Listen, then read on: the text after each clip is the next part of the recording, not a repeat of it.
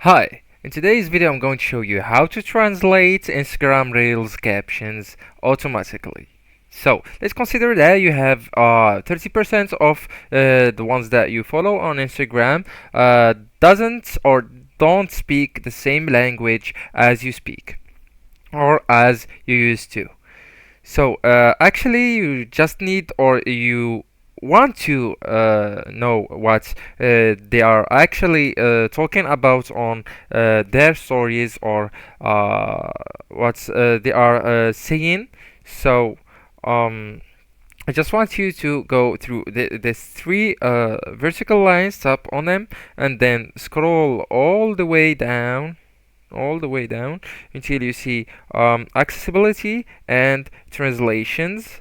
This option, I want you to tap on it, right? And then as we can see, there are three options: translations, captions, and dark mode. So we are talking here about the translations and at the same time or in the meantime captions. So let's go first to the first choice, translations, or the first option. And what I want you to do here to enable that option by tapping on it. And if it's already enabled, don't do anything.